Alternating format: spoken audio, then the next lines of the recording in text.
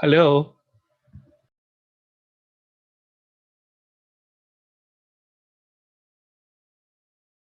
Hello, good morning po. Hi, good morning. Yes, we're Can just you hear me setting up po. clearly? Medyo may echo po. Teka. Hello, yes, okay na po. Okay na? Yes po, yes po. Sige. Tapos, check lang natin ha. Kasi, um, Mm-hmm. I will try to share my screen. Share sound na rin siguro. No? Tapos, yan. Para while waiting, Mm-hmm. I would be able to understand if um, you guys will be able to view the video. And then if you will be able to hear it as well. So, yan ko lang, i-play ko lang Mm-hmm. siya.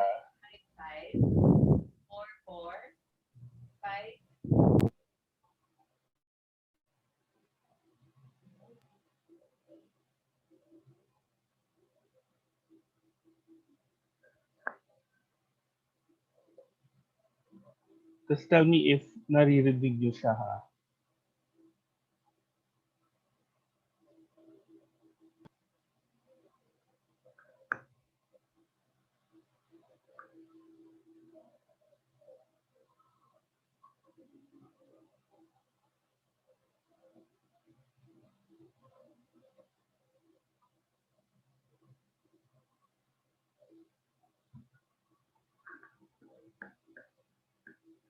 Ay, ka mag-play.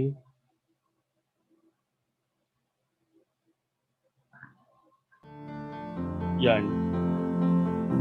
Individuality. It's something we Yes, all have in narinig ko common. But for some, the thing that makes them different, being gay, lesbian, bi,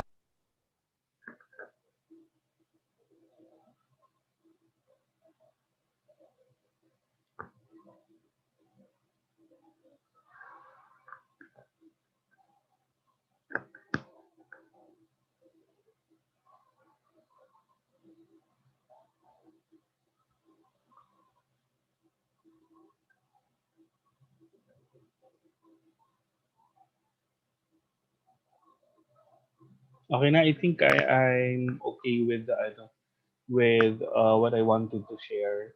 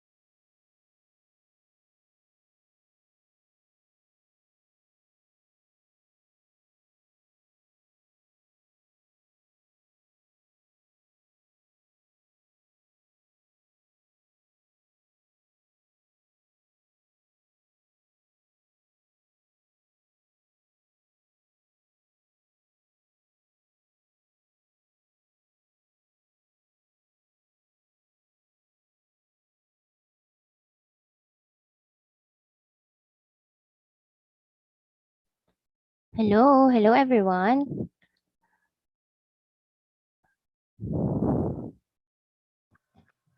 Hi. Good Hello, good morning. morning. Yes, good Yes, morning. so some are having difficulty daw to enter. So I really don't know kung sa device ba or what. But some are watching naman via Facebook Live. So I think we can start na po if okay na sa lahat.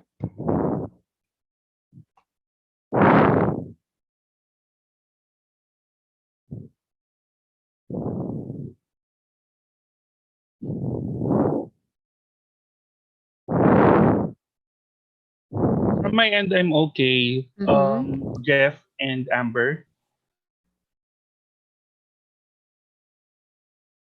I'm okay na rin po. Okay. So to open up our program for this morning, may we call on our local organization president, Patrick Ivan Calapine, for a short opening remarks.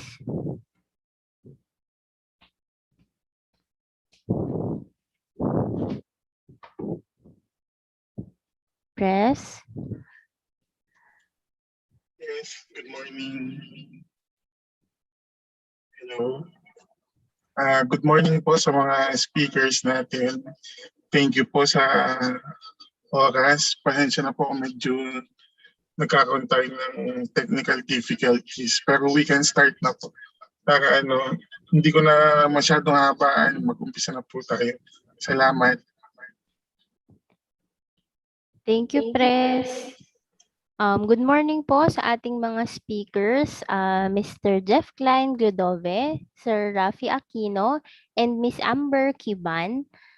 Welcome po to our program for this morning, Equality and You, hosted by JCI San Pablo Seven Lakes. So to start off, we would like to call on our first speaker, Mr. Jeff Klein Glodove. Just a brief introduction.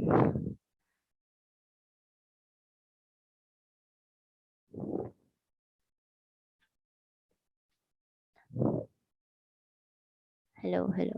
Oh, hello. Okay. Sir Jeff Klein is an experienced corporate trainer with specialization in the hospitality industry, branding and digital marketing and product development. An LGBT right advocate with over 15 years of experience in the movement. Co-founder of Equality Philippines and was one of the organizers of Quezon City International Pink Film Festival, Quezon City Pride March, and a former member of Quezon City Pride Council. He is currently the general manager of OTOP Philippines Hub Misamis Occidental and a consultant for DTI Misamis Occidental, and is instrumental for the development of local products in the province. He is a Modernong Obra Disenyong Atin designer and a local mentor for Go Negosyo and DTI KMME program. Let's welcome Mr. Jeff Klein Glodove. Hello everyone, good morning. Good Magandang morning umaga po sa po. lahat. Good Good morning. morning, Good sir. morning po. Good morning po. Medyo maganda yung background natin ngayon, background music, no. I hope naririnig ako. Yes po, clear And naman po. morning we will be talking about of course primarily gender equality. Focus po tayo kung bakit po ito importante para sa ating lahat. Let me just share my slide real quick.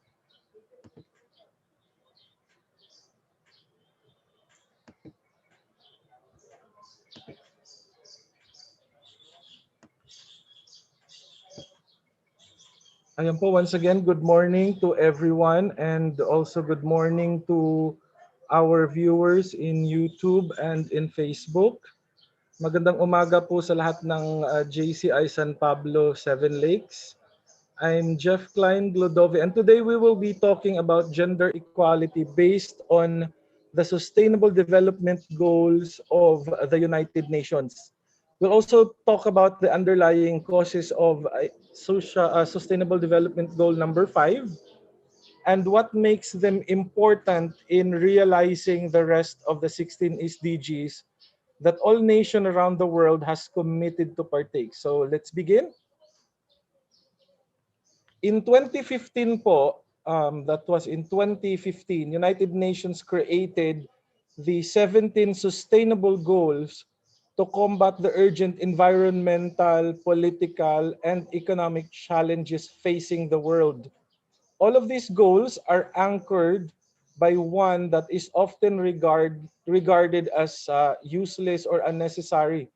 That useless and unnecessary goal is what we will focus today. Ang pinag-uusapan po natin dito is the gender equality or the goal 5 of the Sustainable Development Program ng United Nations. Ito po ang gender equality.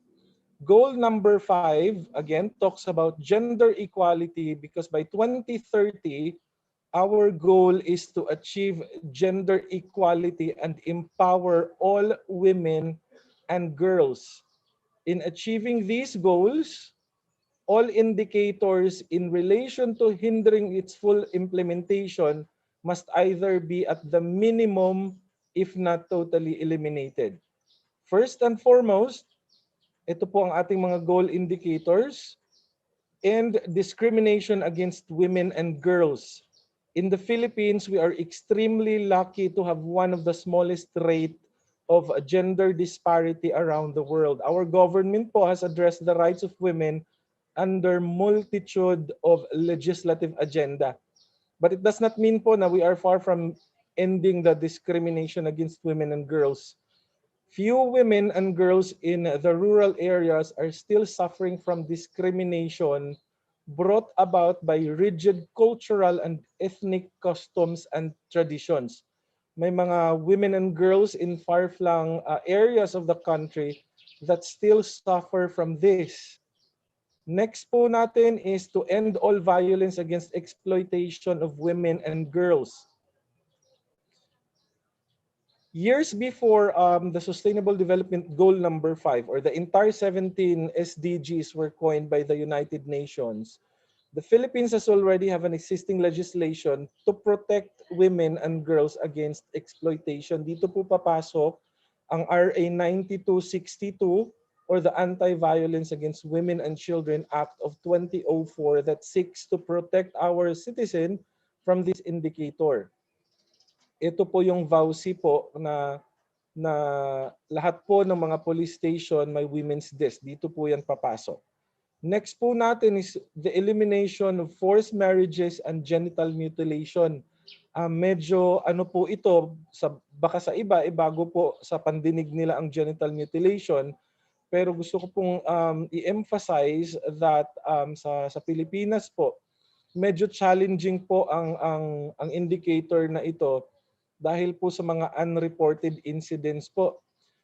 Research shows that 14% of married women between the age 20 to 24 years old reports that they were married as early as 18 years old.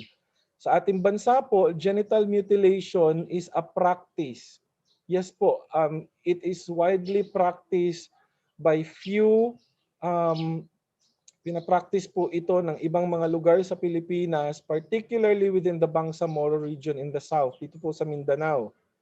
They believe that girls need to be circumcised so that they will become pure and clean. This unhygienic practice po has affected both physical and mental health po ng mga women in the area. And because it's deeply rooted in their traditions, there are only few interventions made to eliminate this practice. Hindi po ito, wala pa po tayong batas na nagbabawal po sa genital mutilation, either po sa mga women, kadalasan po sinasabi po nating very unhygienic kasi ang ginagamit po nila ay sometimes strips ng bamboo or kutsilyo or kung ano-ano na lang po. And this practice is again ginagawa even during the times of COVID. Next po natin is the value of unpaid care and promote shared domestic responsibilities. This should mean that household chores should not be gender-based. Cooking dapat ay hindi lang po pambabae, ang paglilinis po ay hindi lang po pambabae. Dapat po fair po pagdating po sa bahay. Lahat po ng mga ginagawa ng babae kailangan din pong gawin ng lalaki. Gayon din po ang mga ginagawa ng mga men ay kaya din naman pong gawin ng mga women. Next. ensure full participation in leadership and decision making. Dito po papasok yung ating mga babae, yung kababaihan na nasa politika po, no? While we as a country has gradually improved and opened up more seats in power for women, leadership roles, trainings, workshop should encourage more girls and women participation. Kasi kadalasan po nakakalimutan po natin that they're also involved, no? Involved din po ang mga kababaihan in terms of decision making and leadership. Pero po, if you look at the bigger picture, makikita po natin kadalasan po ay mga lalaki lang po ang may malaking participation. Kaya kailangan po natin that we encourage women to include or enroll themselves into leadership workshop and training para po matanggal po natin itong indicator na ito. Next po natin is the universal access to reproductive rights. Very important po ito kasi po dito po nababase po ang mga desisyon ng mga kababaihan kung gusto po nilang magbuntis o kung ayaw po nilang magbuntis. Meron na po tayong reproductive healthcare or health law nasa Pilipinas na po. Dito po papasok ang sex education po para sa ating mga kababaihan at sa ating mga girls. Dito po papasok na sila po ang may-ari ng kanilang katawan at sila po ang magdidesisyon ukol dito. Ito po ay ginawang indicator ng United Nations sa kadahilan ng hindi po lahat ng bansa ay mayroon pong karapatan ang kababaihan kahit mismo sa kanilang mga katawan ay hindi po nila kayang magdesisyon. Other people are deciding for them. Next po is the equal rights to economic resources, property ownership, and financial services. Luckily, sa Pilipinas po, hindi naman po pinagbabawalan ang mga babae na magmamay-ari ng property. Legit naman po na lahat po in terms po of gender disparity, medyo mababa po tayo dito. Wala po tayong major issues in terms of ownership. Lahat naman po ng kababaihan po natin ay kaya naman pong magkaroon ng bank account. Hindi naman po katulad ng ibang bansa na talaga naman pong pinagbabawalan nila. And next is to promote empowerment of women through technology. Dito po papasok ang mga kababaihan po ay kailangan din po nating ipaglaban ang kanilang karapatan through technology. Sa Pilipinas, hindi po ito masyadong evident kasi lahat naman po ng kababaihan sa Pilipinas ay may cellphone.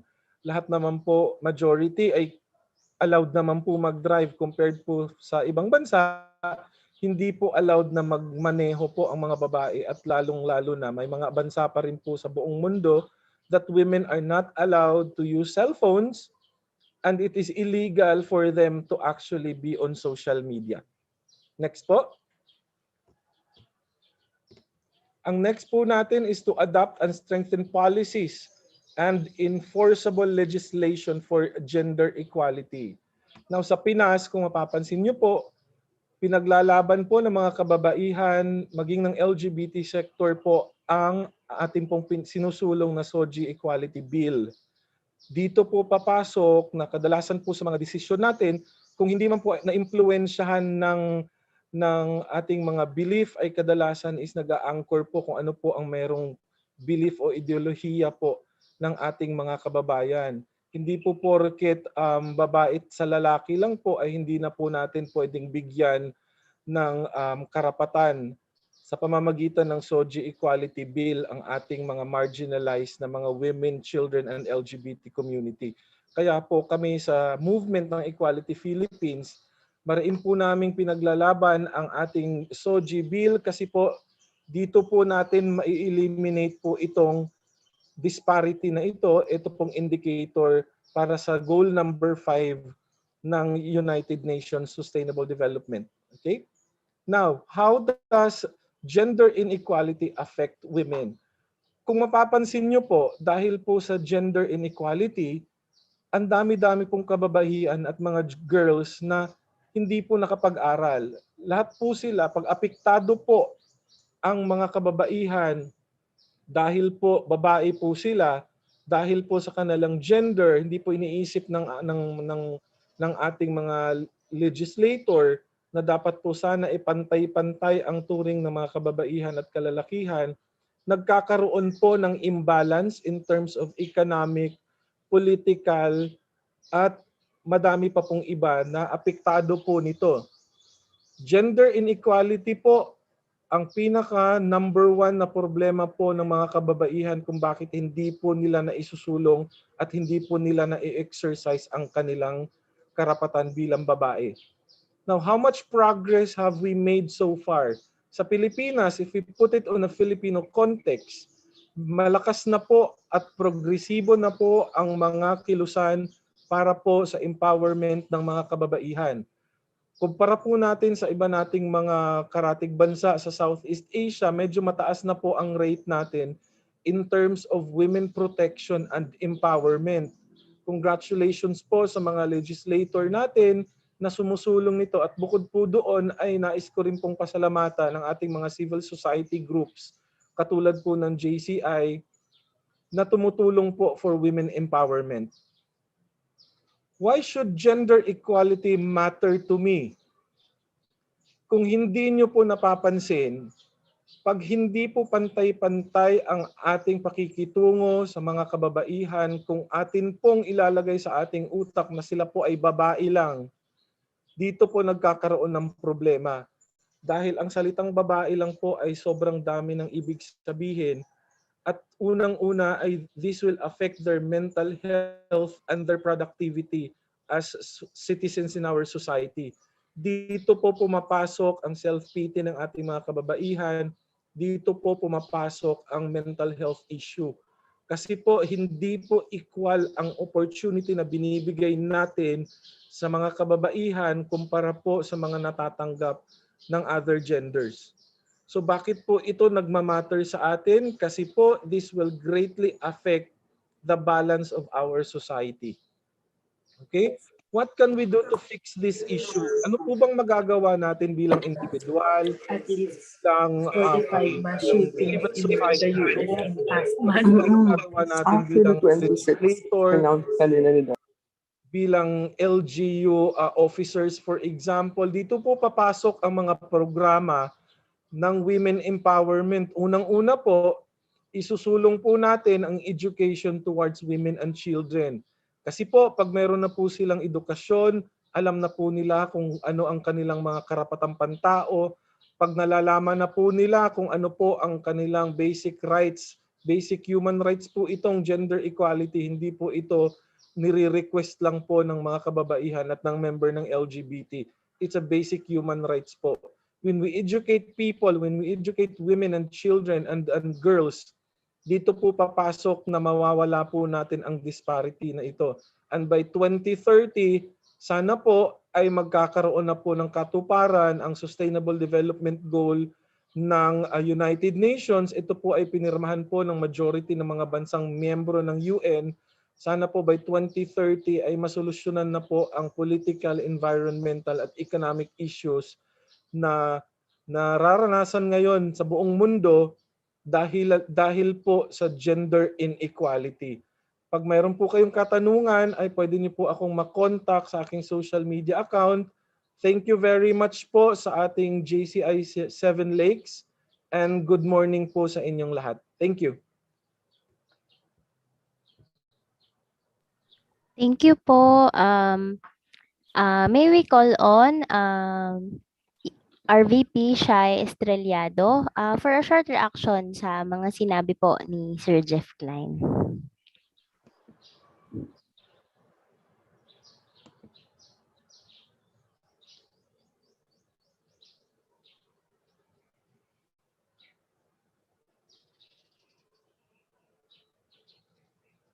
Shai.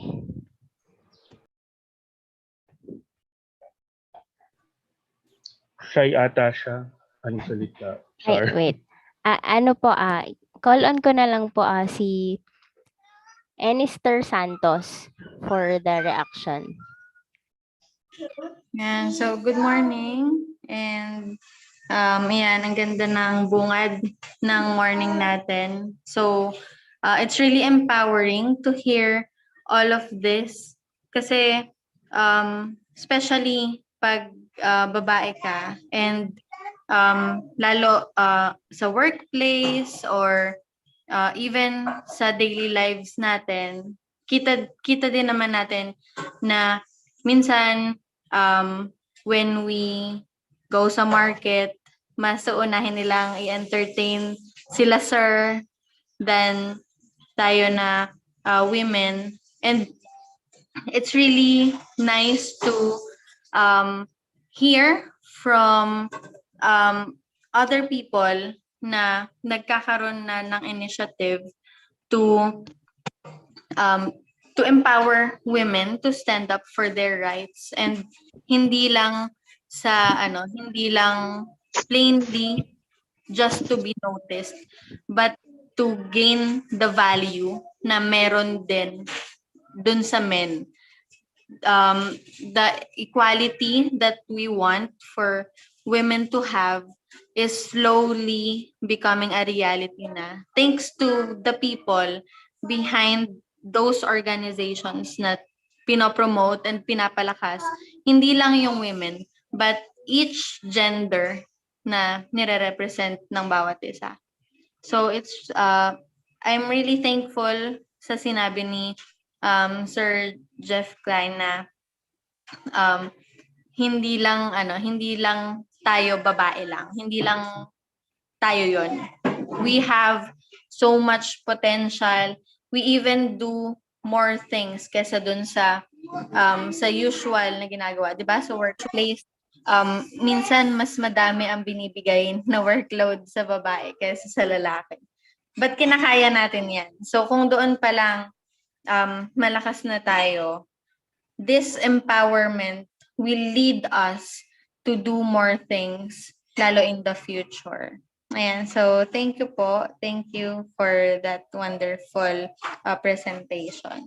Thank you. Thank you so much, no? And I really agree with that, no? Kasi bottom line po, we have to educate our women and girls para we will be able to really empower everyone. It all starts from education, no? When we educate them, when we tell them that this is the right thing to do, when we empower them, wala eh. Women empowerment, talagang susulong yan, bubulusok yan, and it will eliminate yung problema natin sa goal number 5 natin, yung mga indicators na nabanggit ko kanina, talagang mabilis lang yung masolusyonan. With the right education, and hopefully we'll be able to push for more empowerment programs and projects perhaps, specifically sa mga civic society groups like yourself sa JCI. Laking tulong po ito para po lalo nating mapalakas ang ating advocacy towards gender equality. Maraming salamat po sa inyong lahat. Thank you very much po, Sir Jeff Klein. And also, thank you din kay Annie for the insight. Totoo nga naman na nakikita natin yung mga nagagawa ngayon na may mga ganitong grupo na nagsusulong ng equality sa mga ganitong aspeto. So, maganda rin na na-share natin to. So, ayan, thank you nga pala din sa mga nag-message and nanonood daw sila sa YouTube. So, hello mga ka-YouTubers. So, thanks po again, Sir Jeff Klein. So, move on po tayo sa ating next speaker. Si Sir Rafi Aquino, Manuel Rafi Aquino. More than 10 years of experience in human resources, focusing on talent acquisition, and 15 years of experience in LGBT rights advocacy, co-founder of Equality Philippines and Side B Philippines, the first bisexual organization in the country, and employment equality advocates, project manager of Ladlad Party List, the very first LGBT party list in the world. So let's all welcome Sir Rafi Aquino.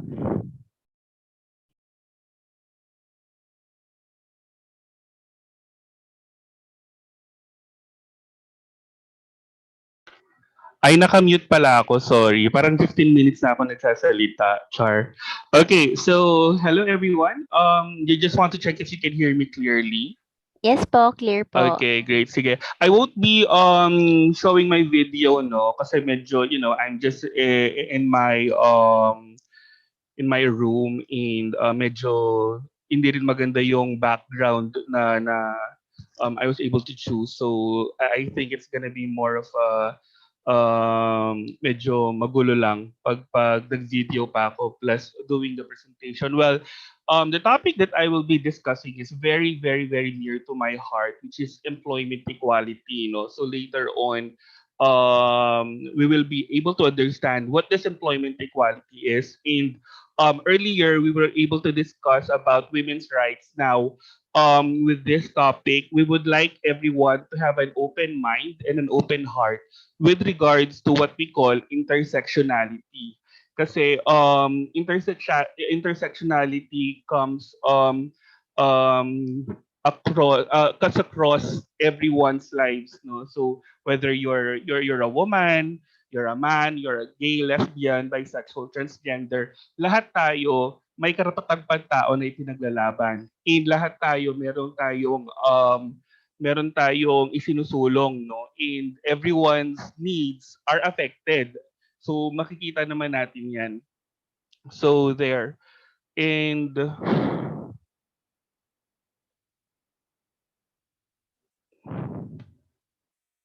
medyo mabagal yung ano. Again, so I'm from Ladlad Party List. It's actually the first LGBT party list, no, in the world, and we've been trying to run in Congress. And one of the main advocacies passing the anti-discrimination bill, which encompasses all genders. And I'm also from Equality Philippines, and I'm from Side B Philippines, the first ever bisexual organization, and we're also in equal employment equality group. So we've been conducting surveys, and yung mga surveys namin na ginagawa are being shown publicly so that we are aware of the results. So there.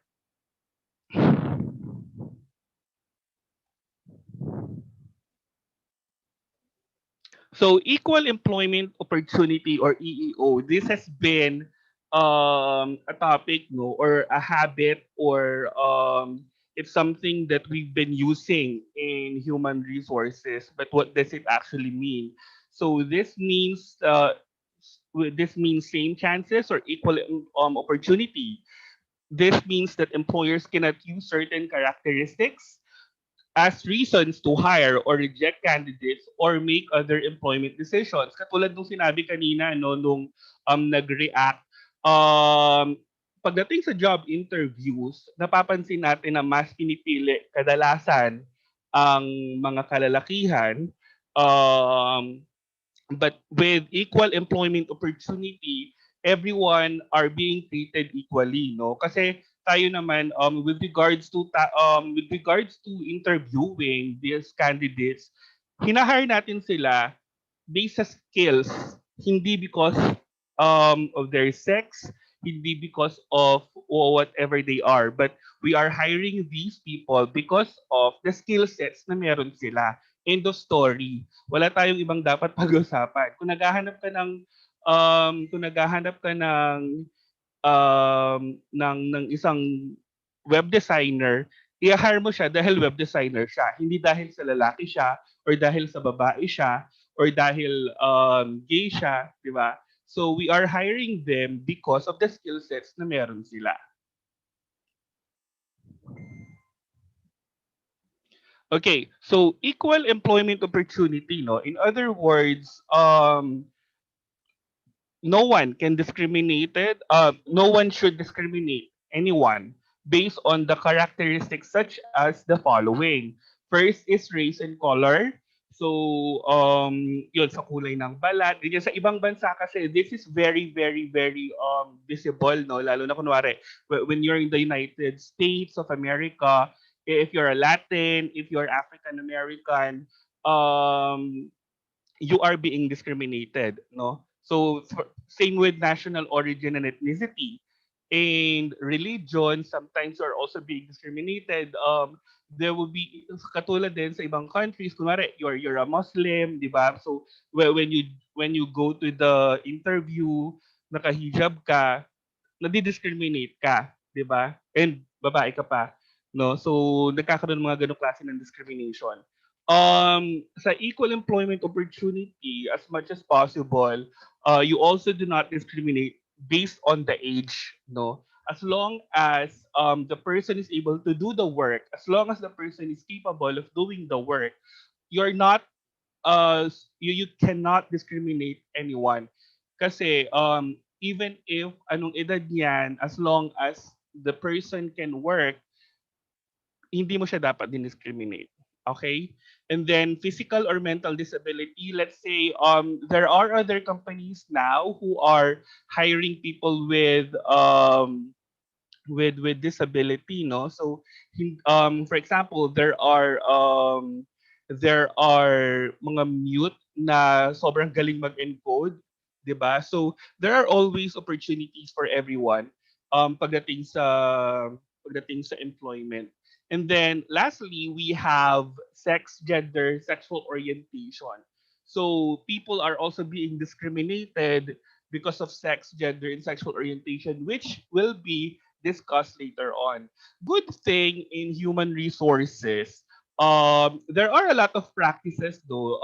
Earlier we were discussing about employment, equal employment opportunity with regards to talent acquisition, pagdating sa interview process. No, when you're doing the interview, in other countries, you are not allowed to ask questions pertaining to the following mentioned earlier: race, nationality, religion, age, physical or mental disability.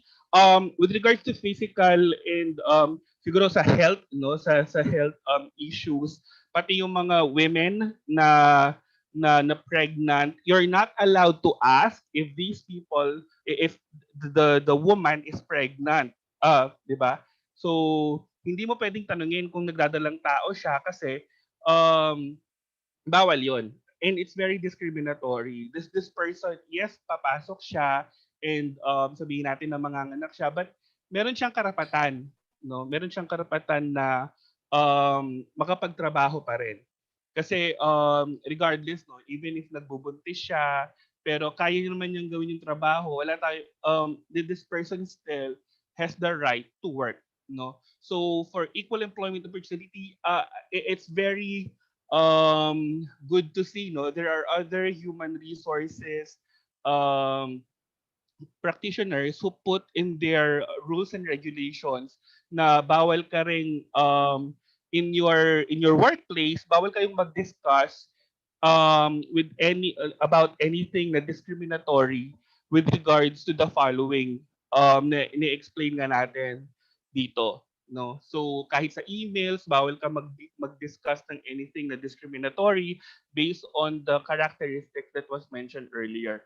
So with that, let's proceed, no, with sex, gender, discrimination. So gender discrimination, workplace gender discrimination comes in many different forms. But in general, it means that employee or a job applicant is treated differently or less favorably because of their sex or gender.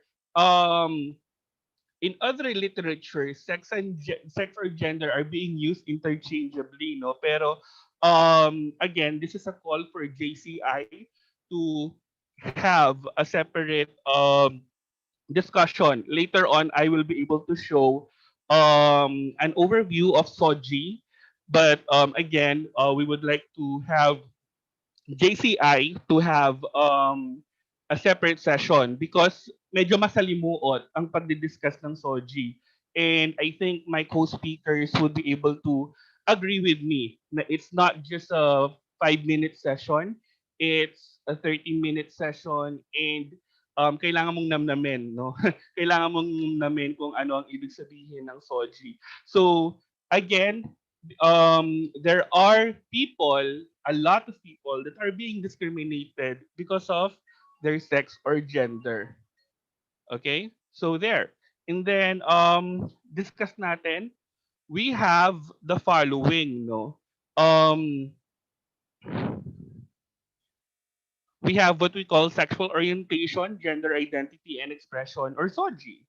So with this, let's have an overview. This is not going to be an entire session, but let's have an overview about what SOGI is.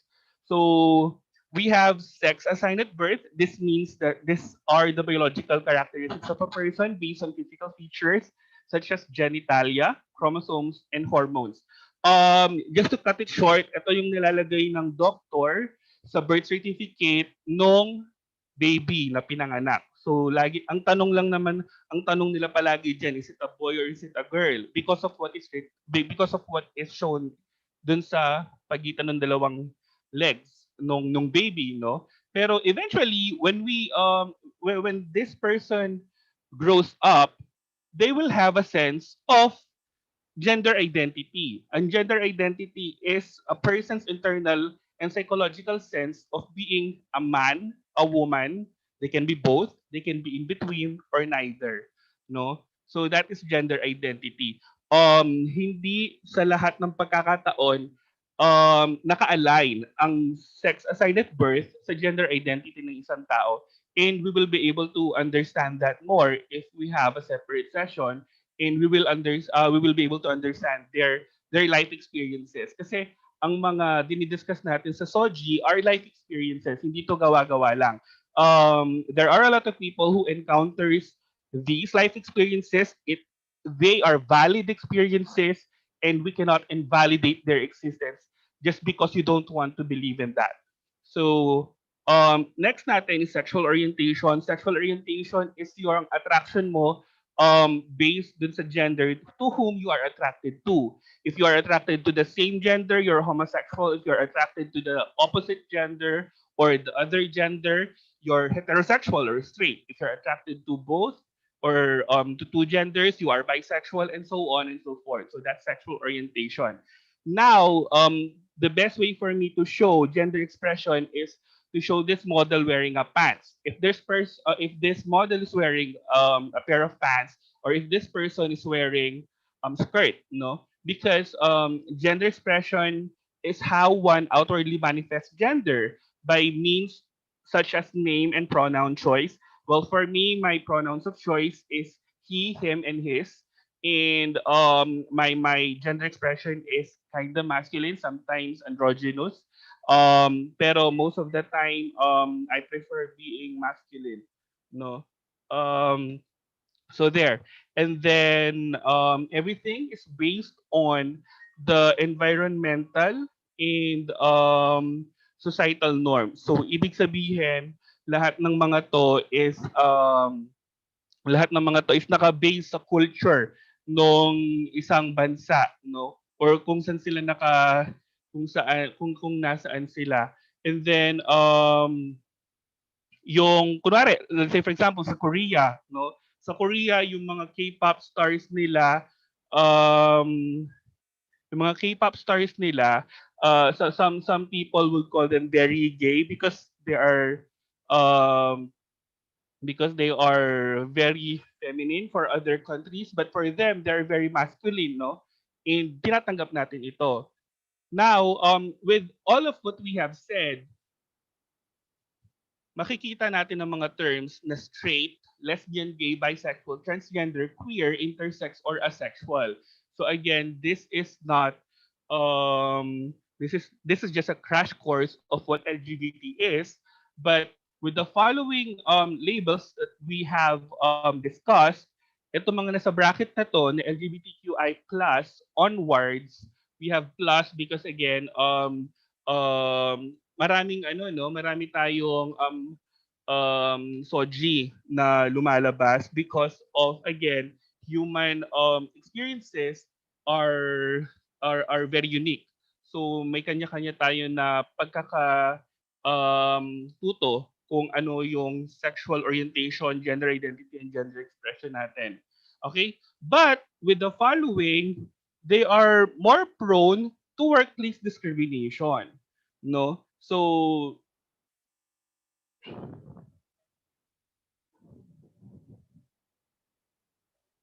yeah, again, the following are very prone to workplace discrimination. So lesbian, gays, bisexual, transgender, queer, intersex, asexual, they are very prone to discrimination. I am not invalidating that women are prone to discrimination as well. But again, just like what I mentioned, because of your soji, you are being discriminated. No, well, we can also say that kunwari, you're a straight person and you're kinda feminine kasi alam mo yon, or you're a straight person pero yung boses mo medyo maliit. It can be because of a physiological thing, no? You are also being discriminated, 'di ba? So everyone is being discriminated. But then again, I would like to show that more that the LGBT people are also prone to discrimination, to work discrimination. So we have a short film for us to show, no? So earlier, pinakita natin that yung tungkol sa women's rights na it's also a United Nations priority. Now, the LGBT rights movement or the fight against homophobia and transphobia is also something that the United Nations has been supporting. No, so the fight against homophobia and transphobia is something that the United Nations is also fighting. So here's a clip for us to view.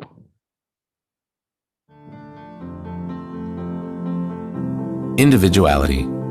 It's something we all have in common, but for some, the thing that makes them different, being gay, lesbian, bi, trans, or intersex, marks them out for abuse. According to surveys, between half and 2/3 of LGBT youth experience bullying in childhood, forcing 1 in 3 to skip or even drop out of school. Many LGBT adolescents are rejected by their parents and thrown out of the family home and end up living on the streets. Some 40% of homeless youth living on the streets of major U.S. cities identify as LGBT or queer. Bullying, isolation, and rejection leave deep scars. Gay and lesbian youth are up to 4 times more likely to contemplate suicide compared with their straight peers, while young trans people are almost 10 times more likely to have attempted suicide than the general population. Workplace discrimination is widespread. In a recent European survey, 1 in 5 LGBT people reported experiencing discrimination at work in the past year. Studies suggest rates of joblessness, poverty, food insecurity, and depression are all higher among members of the LGBT community. For the individuals in question, these are personal tragedies. For the wider community, they represent an enormous waste of human potential, of talent, of creativity, and productivity that weighs heavily on society and on the economy. A study that looked at 39 countries found a clear link between the marginalization of a country's LGBT community and a corresponding loss of potential economic output. The cost of homophobia and transphobia is simply colossal. From a shrunken labor force and a flight of talent to lost productivity. According to a recent World Bank pilot study, discrimination against lesbian, gay, bi, and trans people could be costing an economy the size of India's up to $32 billion a year. The drag on growth filters into lower tax receipts for the government, meaning less money for health, education, and other essential services. No wonder the UN calls combating homophobia and transphobia both a human rights priority and a development imperative. The cycle can be broken. More and more countries and companies recognize the benefits that flow from tackling homophobia and transphobia. For companies, that might mean adopting new corporate policies to make the workplace safe, fair, and accepting for all LGBT people. And looking at their business practices up and down the supply chain for ways to reinforce anti-discrimination efforts. For countries, it means new laws and effective public education and training. The result? A world that is free and equal, and more prosperous too.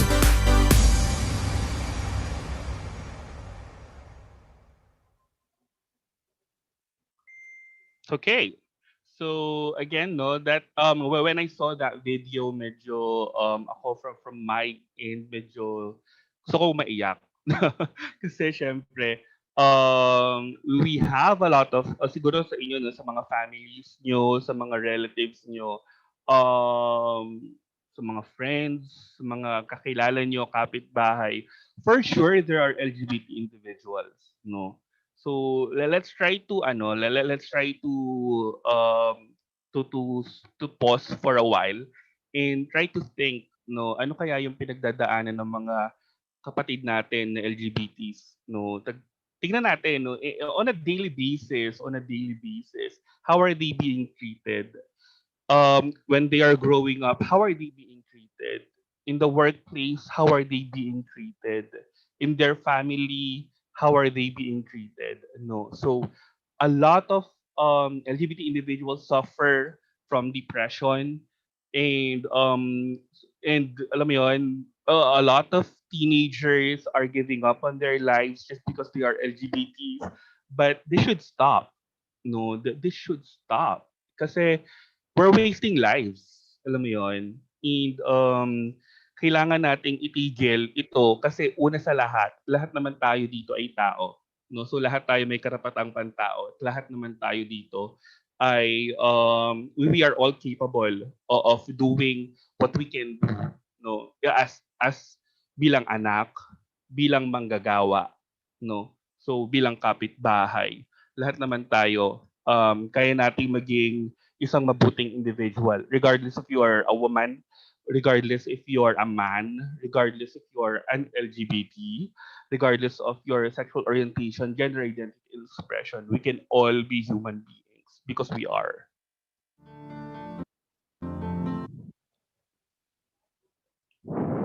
So there, no? So earlier, no, we saw that in the workplace, if you have discrimination, if you have gender inequality, you're wasting potential. You're wasting productivity. No, you are wasting a lot of things that could have been better. No.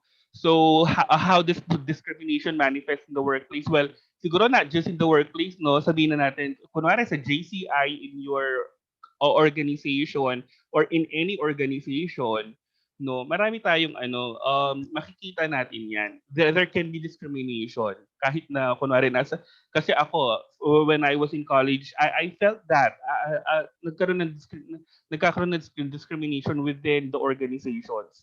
So, kunwari mga slurs or comments used to describe negative performance that degrade LGBT persons in the office like kunwari that's so gay, ganyan siya kasi bakla siya or mayabang siya kasi tomboy siya, 'di ba? So these are negative comments that are being na parang alam mo yon nilalagay mo yung nilalabelan mo yung person just because LGBT siya dahil doon no so inaano mo siya nilalabelan mo siya ng masamang bagay just because the person is LGBT no and then not giving someone praise, recognition, or promotions because of their perceived SOG.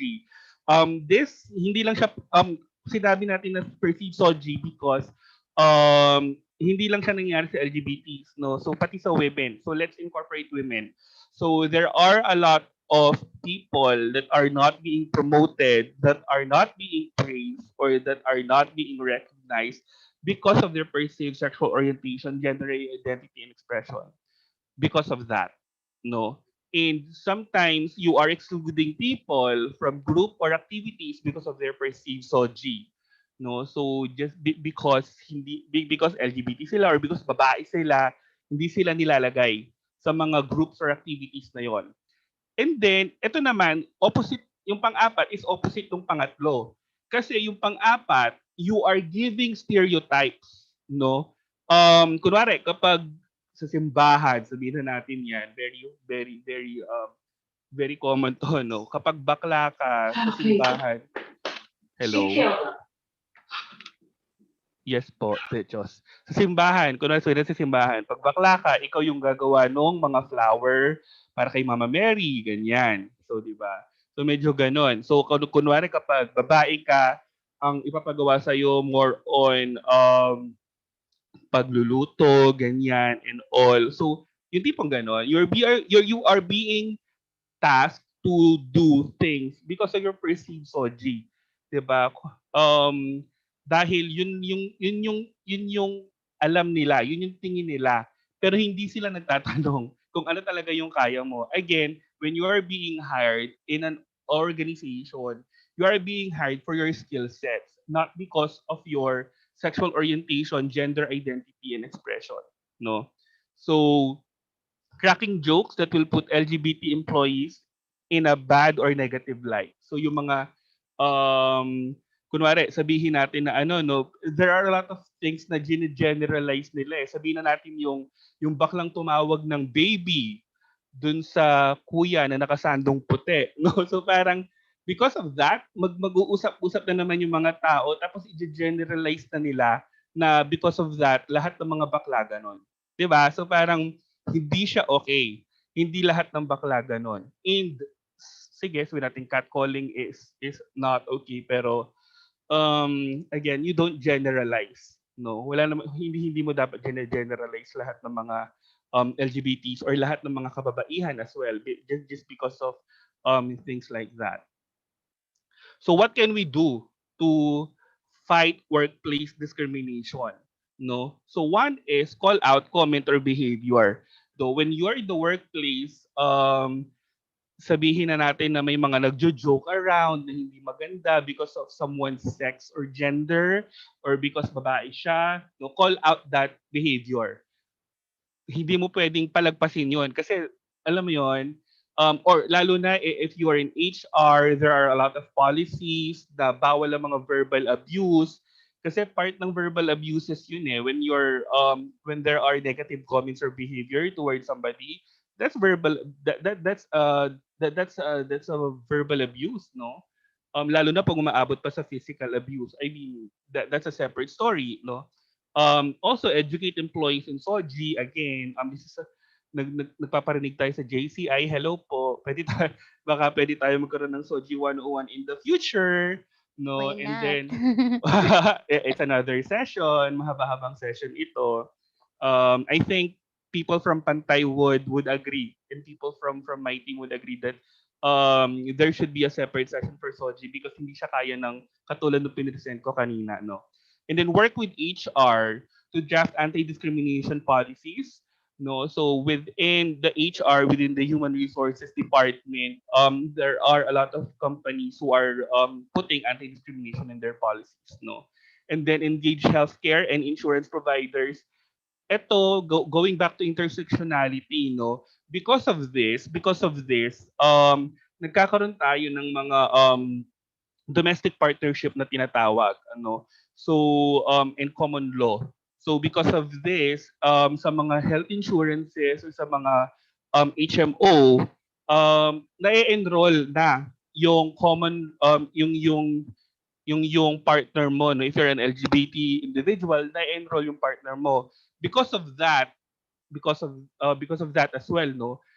There are other people na pwede mo na rin i-enroll yung partner mo. Kunwari, hindi ka kasal, pero magkasama kayo sa isang bahay.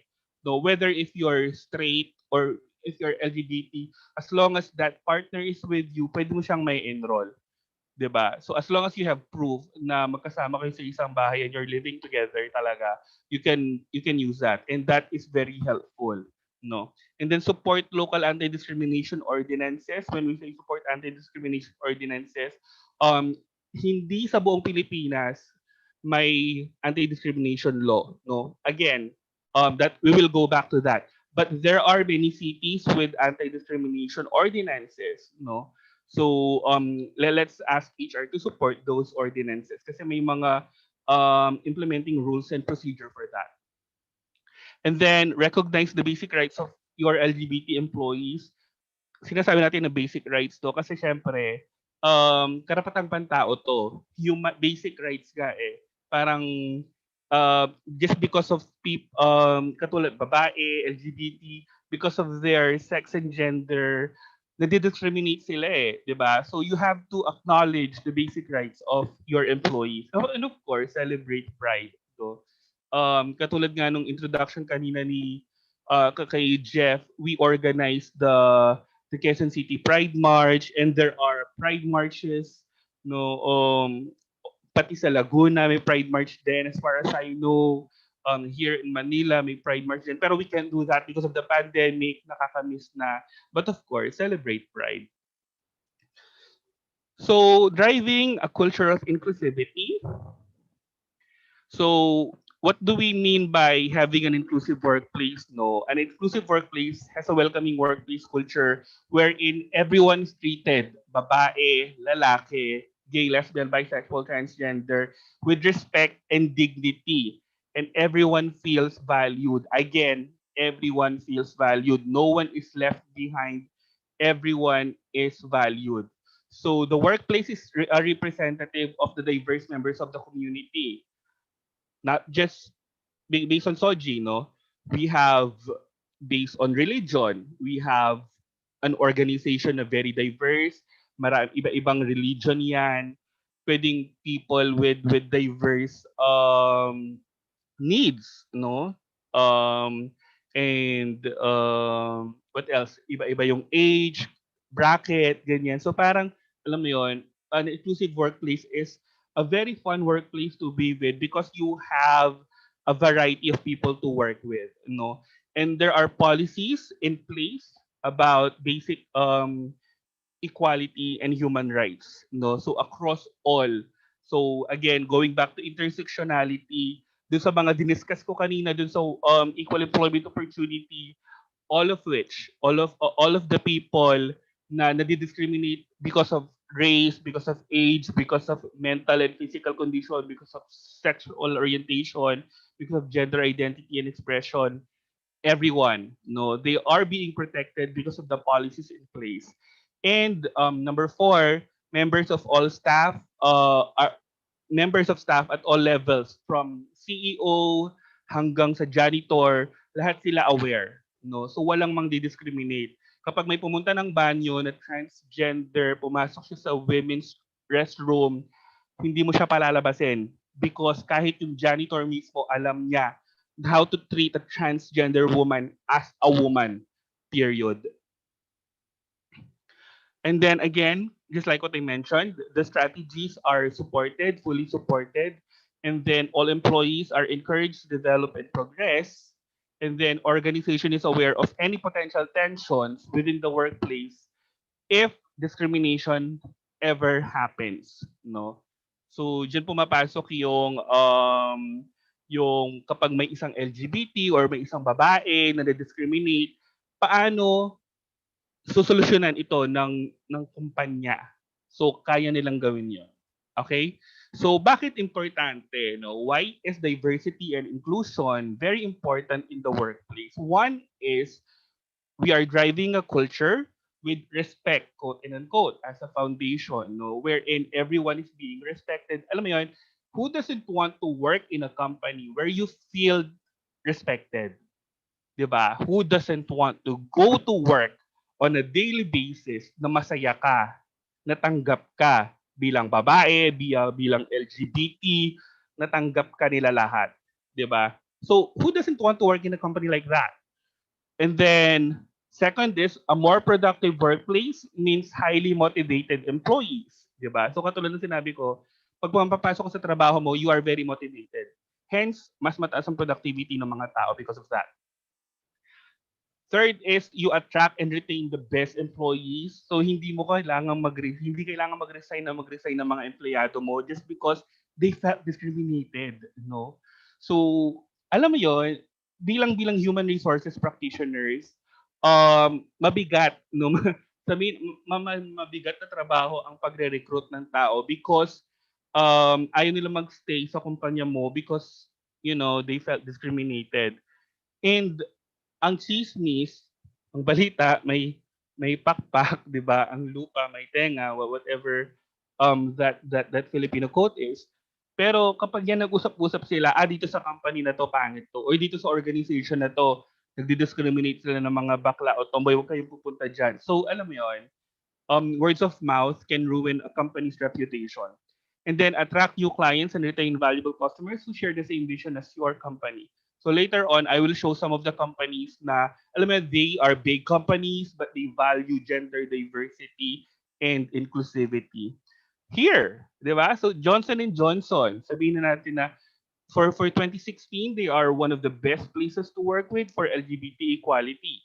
No, so they really value diversity and inclusion, which is again their commitment in their daily operations.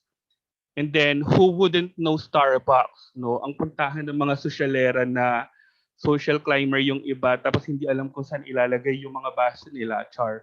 Pero alam yon, Starbucks is a very big name, no? And they are really really successful with regards to driving inclusion and diversity. So as you can see, sobrang alam mo yon, when you go there, ang pinakagusto ko dito kahit namamali sila ng spelling eh.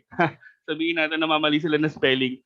Tinatanong nila kung ano yung pangalan mo, 'di ba? So, yun pa lang eh, yun pa lang. They ask you for your name, what your preferred name is, they put it in your cup of coffee.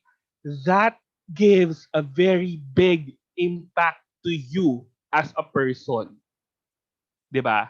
So parang kunwari ako, I really love my name Rafi. They put it in my cup of coffee. I feel valued. Anyone is, 'di ba? Tawagin ka sa pangalan na gusto mo, you will feel very very valued. So employment equality in the Philippines again, si Side B Philippines, our organization, no, hindi lang siya bisexual organization, but since most of our co-founders are working in the in the corporate industry, and one of our co-founder is working in the government, specifically in employment, we have conducted different surveys. No, we'll give you a preview of the different results later.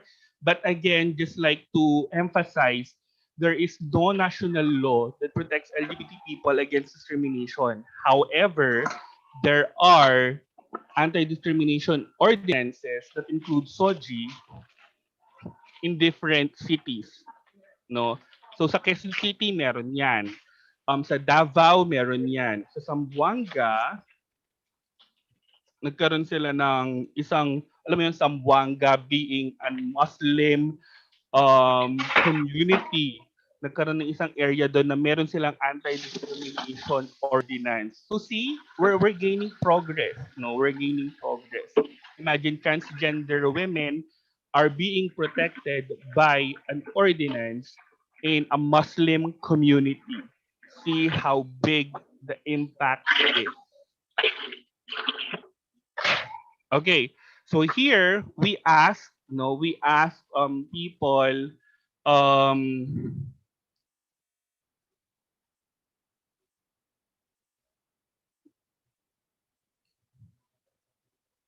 nawala yung yung demographics. But again, this is composed of almost 500 people, no, that we discussed with, and then we asked if they have a majority of this are coming from the national capital region. No, we asked if they have a gender neutral washroom.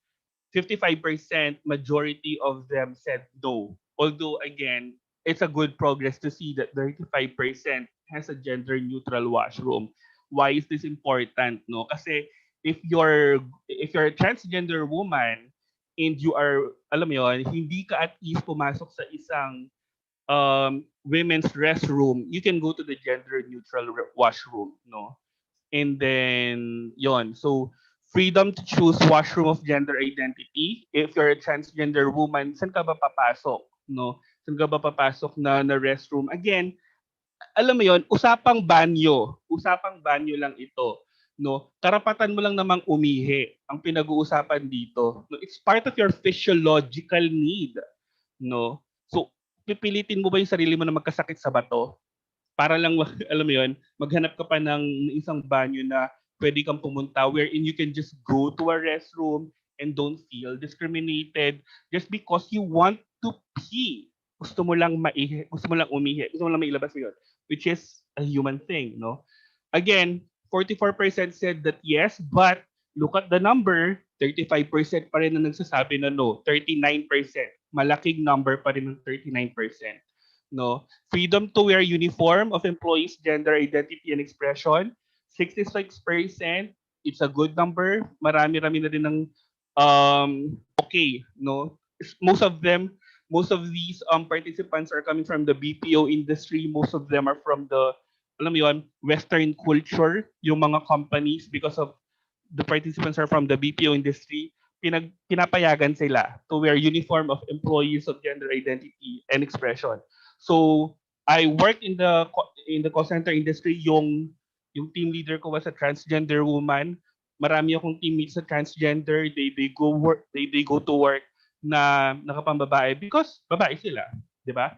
So there. But 27% still a big number. Again, we aim to push it to zero, but 27% still a big number. Life insurance for same-sex partner, i-differentiate natin. Life insurance is yung kapag namatay ka, may makukuha yung partner mo. No? So 78% wala. Ang laking number nun. Health insurance is yung kapag nagkasakit ka, makakapunta ka ba sa hospital, using your partner's health card. No? A big number pa rin, 73% pa rin yung wala. But again, I would like to congratulate a lot of companies, most BPO companies, JP Morgan, ADP. Thank you for giving life insurance and and HMOs to people na may mga same-sex partners. Okay? So thank you to those companies.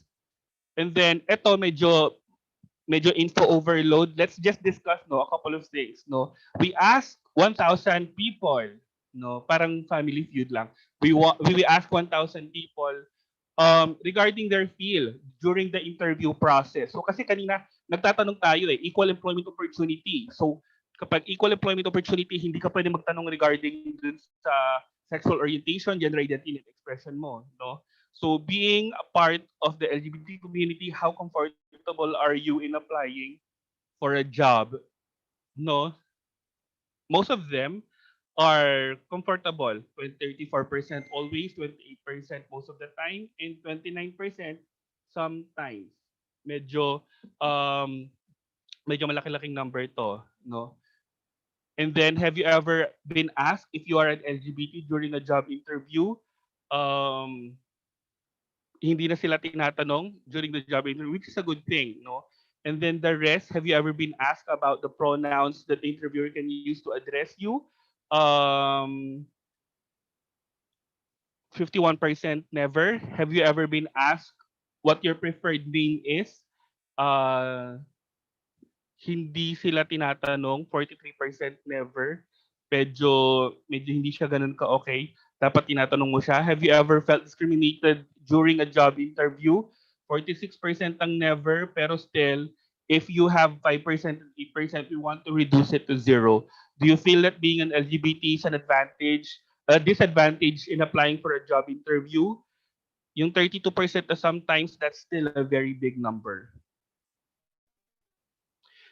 Okay, and then the rest of the questions, do you feel comfortable in wearing attire that conforms to your gender identity and expression? Always. Again, most of these people are coming from the BPO industry. And again, these are very progressive companies. Now, do you think, the last question is, do you think passing the anti-discrimination bill can give you a better chance of finding employment? A whopping 99%, 95% said yes. No? So again, there is a call to pass an anti-discrimination law across the country so that everyone's rights are going to be protected.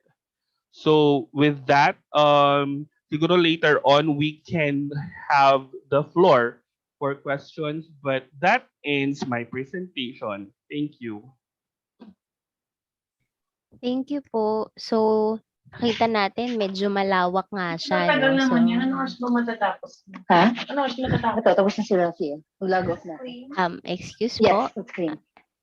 Fireside B, naka-on po yung mic. So, well, again, thank you po, Sir Rafi Aquino. So, ayun, malawak siya. I think there's really a need na magkaroon tayo nung SOGI 101, ano? So, maybe we can coordinate with other JCI chapters as well, so we can implement in other communities and businesses. To give an insight with us now is our EVP, Diana Lynn Carlos. Oh, wait. She's driving pala as of the moment. So, EVP, okay na ba? Gawin na lang Ayan. muna, magsasalita. Okay, sige. For now, may we call on JCI member Chris Santos to give an insight. Yan, hello. Ayan. Hello, Chris. Yes. Good morning. Good morning. I want to thank um I want to thank our speakers for tonight. Lalo na yung our second speaker for today. Sobrang naging parang refresher siya in a sense because to be honest, every time na nagkakaroon ng opportunity to listen and and be knowledgeable about um employment inequality, naririnig na natin to sa mga gantong klaseng forums, pag nabibigyan ng pagkakataon sa TV and interviews online. Pero yung nangyari ngayon is just like a wonderful refresher for everyone na it's still happening. Hindi porket narinig mo siya 3 years ago na-solusyonan na siya. It's still happening. It's still an issue na kailangan pagtuunan ng pansin. And siguro businesses will will now listen if they hear the statistic na directly na nag-i-impact yung employment inequality sa economics ng isang bansa. And I really think na as part of the workforce, ramdam rin yun kasi kadalasan may mga trabaho na you could do pero dahil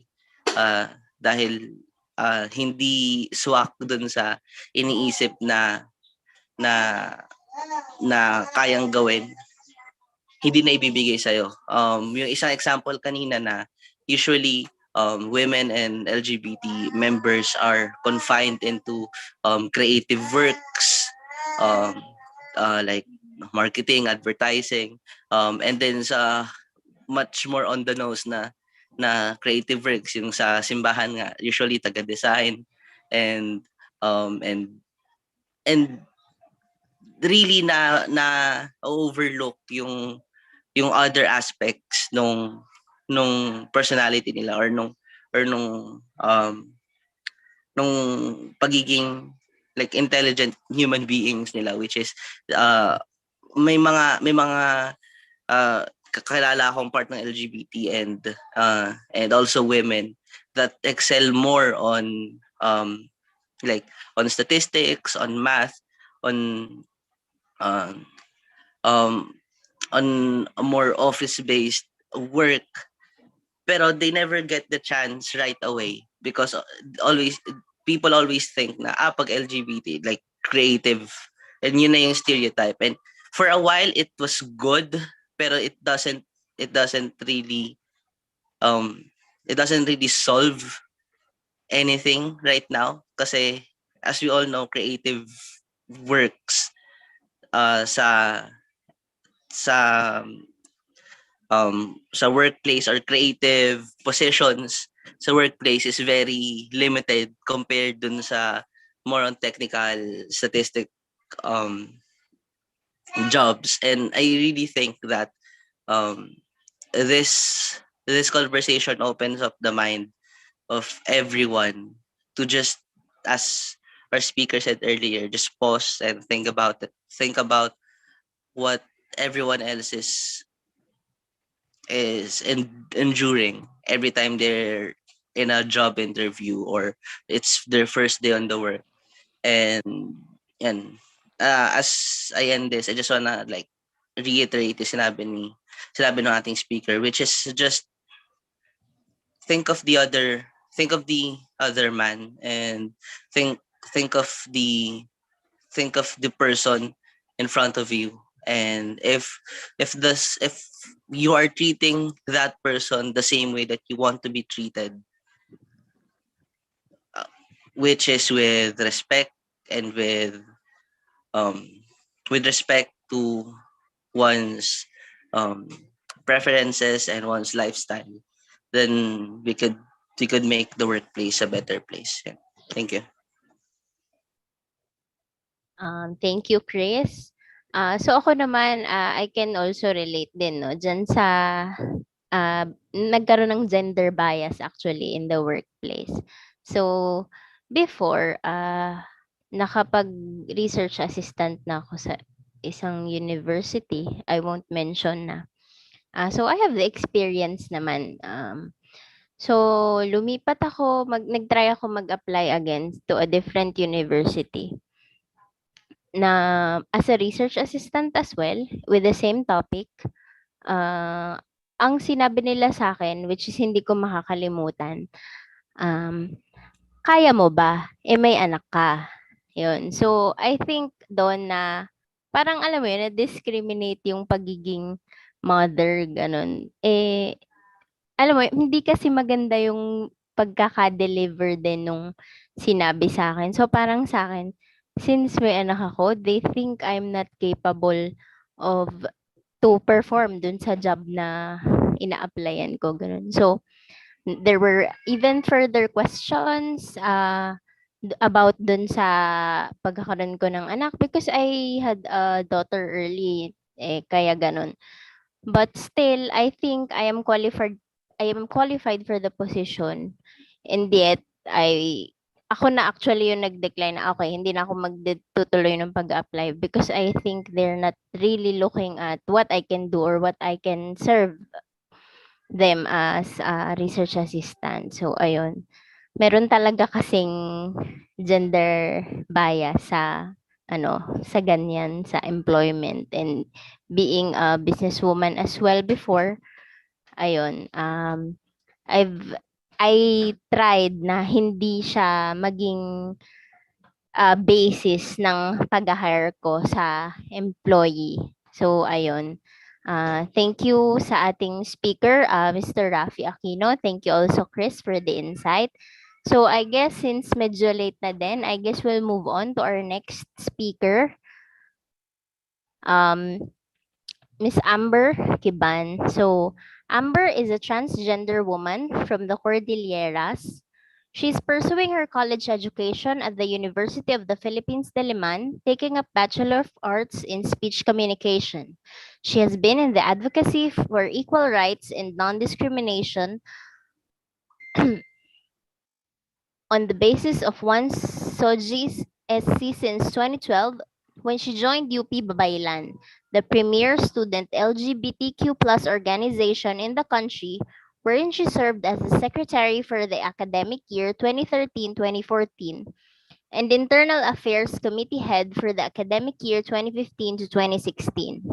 In 2018, she assumed the position Director for Policy and Campaigns in the Philippine Anti-Discrimination Alliance of Youth Leaders, a national alliance of various youth organizations that are advocating for equal rights and non-discrimination.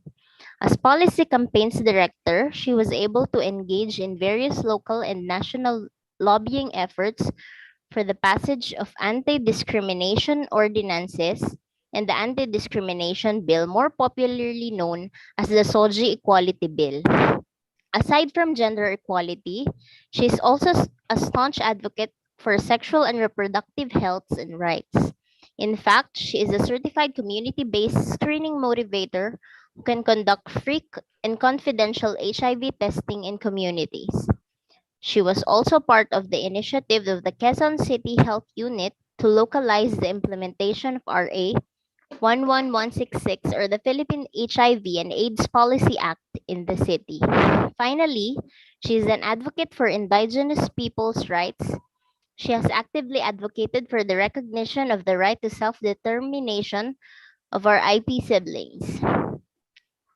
To further her cause, she served as the Secretary General of UP Sanlahi Alliance, an alliance of regional and provincial organizations in UP Diliman for academic year 2015-2016, and as the president of UP Namnama, the ethno-linguistic organization of Ilocano students in UP for academic year 2019 to 2020.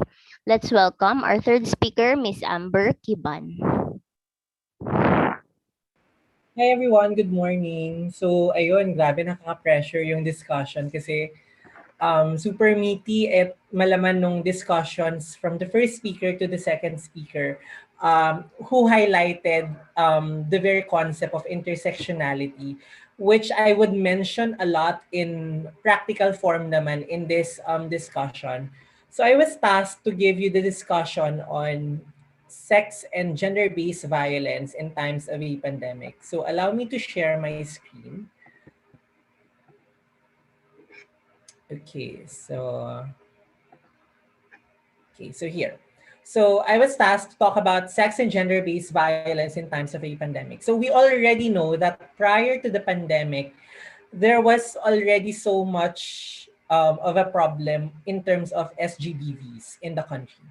Ang daming cases ng incestuous rape, ang daming cases ng harassment, domestic violence, which have been underreported or unreported altogether. So this discussion will pander more onto the relevance of the context of a pandemic wherein we are all forced to go home. So most of our lives are spent domestically, wherein there is a limited access to justice-seeking behaviors and what you call this forms of um, uh, justice. Yon. So um, that being said, I would just like to put a trigger warning. So some themes and topics that will be discussed in this presentation contains details that may be triggering or cause discomfort to some members of the audience. So viewer and listener discretion is advised. So doon po sa ating mga viewers and listeners who have traumas dealing with their past experiences of abuse and violence, this will contain um, messages or topics regarding that specific issue. So next. So let's talk first what is happening on the ground. So what I will present to you are 5 narratives. So I just selected 5 from a pool of 100, more than 100 narratives that we have received during the pandemic. These are narratives of women coming from all over the country and from a wide array of backgrounds. So again, intersectionality. And we will see here how intersectionality plays a huge role in furthering discrimination and violence against women. So these are narratives of violence experienced by women all over the country during the pandemic. So let's begin with Clarice. So Clarice is 27 years old and she is a medical frontliner who was harassed by police officers in a checkpoint on her way to the hospital. So imagine, medical frontliner na to, siya na yung pinakakailangan natin during this pandemic, and yet she still faced harassment from law enforcers nonetheless, from police officers. So she was compelled by officers to provide her address and number despite it not being a requirement. And during this time, so this was reported, if I'm not mistaken, around the month of April or May. So around a month or two into the pandemic.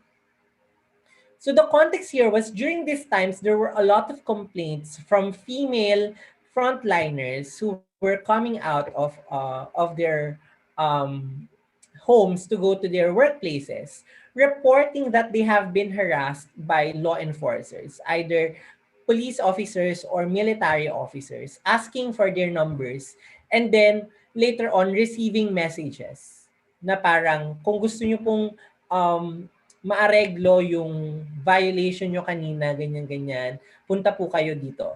And then they would put some sketchy places for these women to report to. So this is just one of the forms of harassment that has been experienced by our female and women. Sige, I would just use women. So by our women frontliners during the pandemic. So you see na kahit medical frontliners, hindi sila ligtas mula sa pambabastos at harassment ng mga ibang kalalakihan, especially ng mga law enforcers natin. And you would expect more from law enforcers given the fact that they should be the ones who should be, at the top of things, implementing peace and order. So asan yung peace and order sa harassment, right? So the next case that we will look at is the case of Alicia. Alicia is 38 years old and is an internally displaced woman from Marawi. So we all know what happened to Marawi years ago. And until now, they are still internally displaced. So hindi pa rin sila makabalik sa Marawi because apparently officials are telling na hindi pa rin kayo pwedeng bumalik sa ground zero kasi hindi pa rin siya maayos, yada yada. So si Alicia naman has experienced harassment while moving from one relocation to another. So there have been cases kasi of internally displaced people, especially internally displaced women, who have been transferring from one relocation to another, especially during the pandemic kasi nga nag-overcrowd yung mga relocation centers natin. So hindi siya fit as relocation for internally displaced people during the pandemic. So what happens is they get relocated every now and then. So what happened is during one of her transfers, or hindi ko ma-pinpoint specifically yung report kung one or two, pero kasi Alicia reported transferring a minimum of 4 times during the pandemic kasi nga nag-overcrowd yung mga relocation sites. Now, Alicia was reporting na she has experienced harassment around 1 to 2 times during these transfers from men who are assisting them in their transfer. So imagine, no, internally displaced woman na nga si Alicia, she's already a victim of violence. She's already a victim of war. She's already a victim of this idea of insecurity in her hometown. Mabibiktima pa siya ulit ng harassment, and all because she is a woman. 'Di ba? So again, dito lumalabas, dito natin practically nakikita yung cases of intersectionality, that women, aside from their already faced experiences of discrimination based on their socioeconomic status, their displacement status, or their SOGS, or their age, or their ethnicity, they again experience another layer of discrimination for being women. Okay? So she mentions that she does not know how to address the harassment she faced because she feels like it's very difficult to report in a pandemic. So she was saying na siguro if it happened not in the context of a pandemic, it would have been easier to report kasi nga she would not have to transfer from one place to another. But since ito nga, transfer siya every now so often, kasi every now so often, because of the lack of coordination, matatambakan ng tao na naman, ng internally displaced people na naman itong isang relocation site na to. So kailangan na naman lang mag-offload ng mga tao. every now so often, merong mga ganong klase experiences. And she feels like sobrang difficult mag-report because of, yun nga, palipat-lipat siya. Next case is the case of Ashley. Ashley naman is a minor. She's 15 years old and is a junior high school student who reported experiencing online sexual harassment from male schoolmates and anonymous people online. At alam niyo yung pinaka nakakainis dito, she reported to school administrators and those school administrators downplayed her concern and tagged it as petty online interaction. So paano ngayon ma-encourage yung mga kabataang kababaihan natin na mag-report sa kanilang mga schools ng mga harassment na nararanasan nila online given the context that most of the education of our youth nowadays is transferred online, hence most of their interaction is online.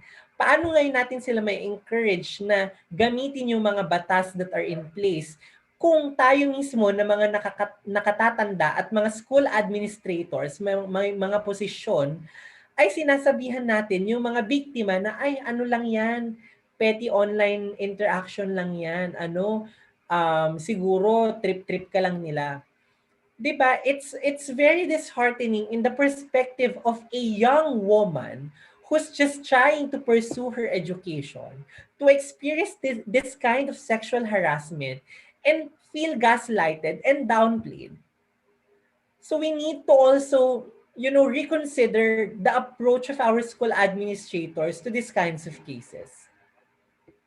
Next, we have Anna. Anna again here is a university student who was forced to go home to their province because of the pandemic. So, university student naman yan. Pero ang kaibahan nito kay Ashley kanina is Anna is a lesbian woman who has been a victim of sexual abuse by her male relatives.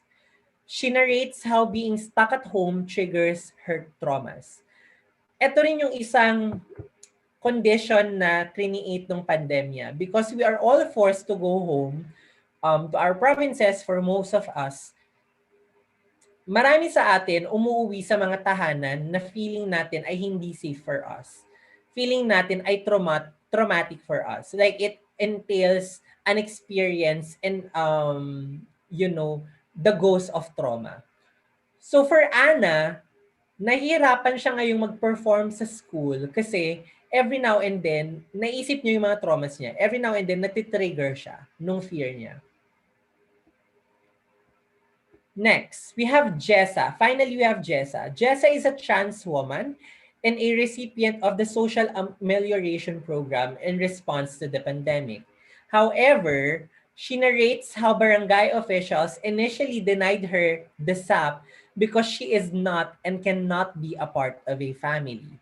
So, ito naman yung pag-invalidate sa pagkababae naming mga trans women na sinasabi nung barangay officials na hindi ka naman magiging pamilya, hindi ka naman magkakaroon ng pamilya kasi hindi ka naman babae.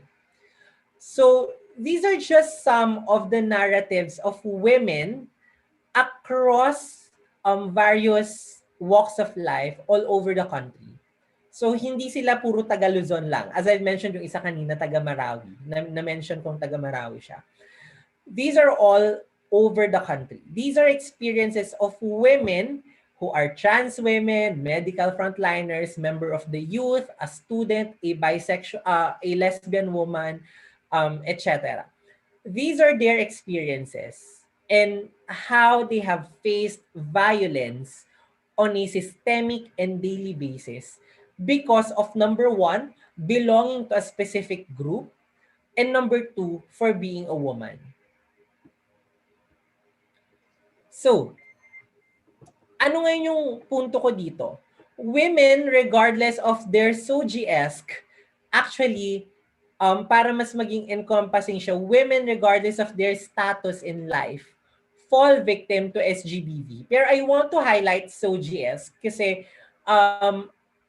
a lot of people don't recognize that women can have various SOGI-esque. You can have a straight woman. You can have a lesbian woman. You can have a bisexual woman, a pansexual woman, a trans woman, a lesbian trans woman, diba? And we don't talk about that much. Tama nga yung sinabi ni Sir Rafi kanina dun sa una niyang discussion. The discussion about Soji will take us forever to finish because it's such a dynamic and ever-evolving discussion. But yun yeah, women regardless of their Soji and their background in life fall victim to SGBV. There have been reports to non-formal models of assistance or intervention. Ano tong mga non-formal modes of assistance or intervention? Ito yung mga hotlines, ito yung mga um, call centers, ito yung mga online response forms, yung mga G-forms na nakikita natin. Ito yung mga yon. So non-formal siya because number one, it does not engage the institution that should be handling these cases. Okay? And number two, non-formal siya kasi these are just initiatives of organizations who are hoping to help alleviate the stress that is being experienced by women who are suffering from SGBV. The problem here is because these are non-formal modes of assistance or intervention. Hindi talaga kami kasi isa kami dun sa mga nagpo-provide nito. Hindi talaga kami nakakapag-provide ng justice sa kanila or ng proper intervention. Ang napoprovide lang namin intervention sa kanila ay mental health, ganyan, parang magrarant lang sila about their experience. They will just share to us as i-document lang namin. That's the reason why I have a document of these experiences. Kasi yun lang yung ginagawa namin. And then, ang gagawin lang namin is to give them advices. Pieces of advice. Ano tong mga pieces of advice na to? Ito yung mga pieces of legal advice na pwede lang i-take. For example, you can file complaints sa CHR, you can file a complaint sa Women and Children's Desk sa isang police station malapit sa inyo, ganyan. You can file sa barangay officials. Yun yung mga sinasabi naming pieces of legal advice that they could take. So these are actions that they could take. The problem here is, and later on, i-discuss ko to, the problem here is not everyone is keen to seeking justice and interventions in the formal sense. And later on, we will find out why. So women also fear for their safety, and this affects the modes of intervention they explore and their justice-seeking behaviors. So gaya ng nasabi ko sa inyo, women fear for their safety. Bakit? Kasi nakatira sila with their abusers or they live in the same community with their abusers na these abusers are familiar of them. So now they fear for their safety. So it's a valid concern as well. So it affects their modes of intervention. So instead na mag-seek sila ng justice at intervention from formal offices, from formal bodies, nagre-rely na lang sila ngayon sa aming mga non-formal modes. Na same din naman yung ibibigay namin sa kanila na you have the option to seek intervention from formal institutions. So yon, isa yung safety sa mga reasons kung bakit hindi sila naghahanap ng intervention from formal institutions. But also, women are most of the times economically dependent to their abusers, which also affects whether they report or not. So isa pa tong economical dependence or economic dependence rather. So because they are economically dependent to their abusers, syempre ayaw naman nilang magutom, ayaw naman nilang mapalayas, ayaw naman nilang, alam mo yon, hindi mabigyan ng mga basic needs nila. Especially during a pandemic na sobrang hirap ng pera. Ang hirap maghanap ng pagkakakitaan during this pandemic. So this is a valid worry and concern for women na kaya sila hindi nagre-report kasi nga because of their economic dependence, kailangan nilang pahalagahan yung economic survival nila more than the fact na kailangan nilang mag-seek ng intervention at justice from their abusers.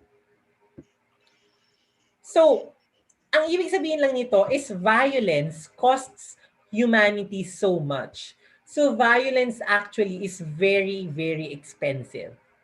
Why? Because number one, it costs us human life.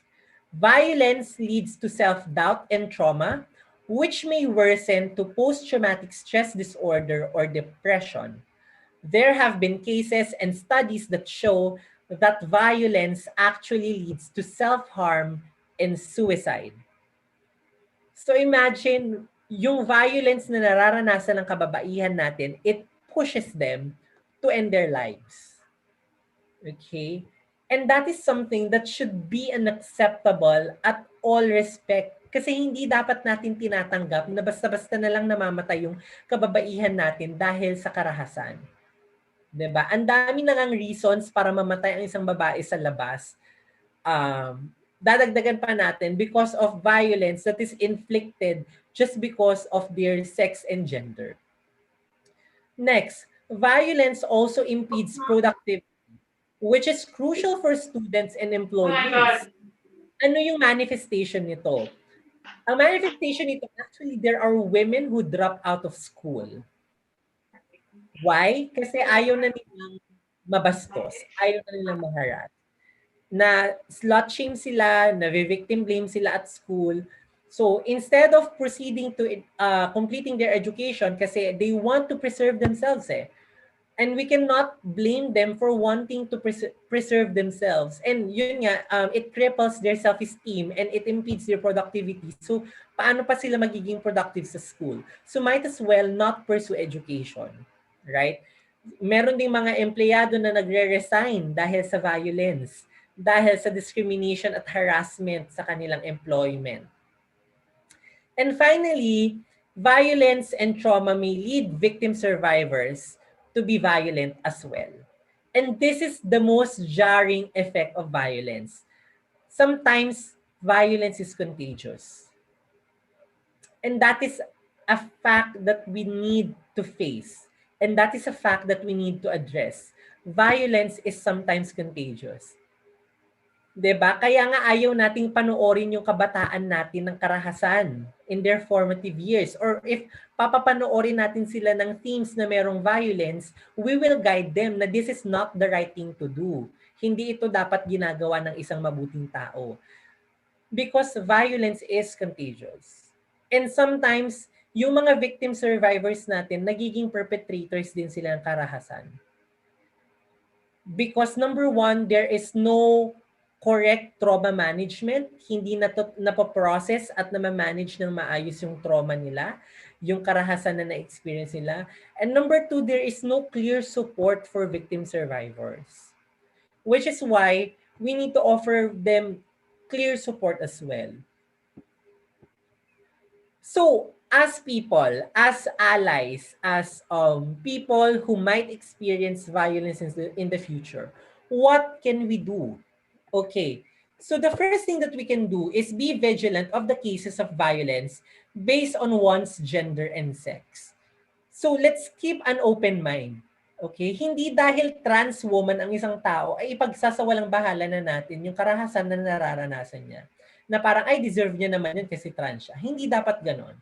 Let's keep an open mind that we can all be victims to violence, but more so because of people so GS, we can be more susceptible to violence. So let's keep an open mind to that possibility and to that conversation.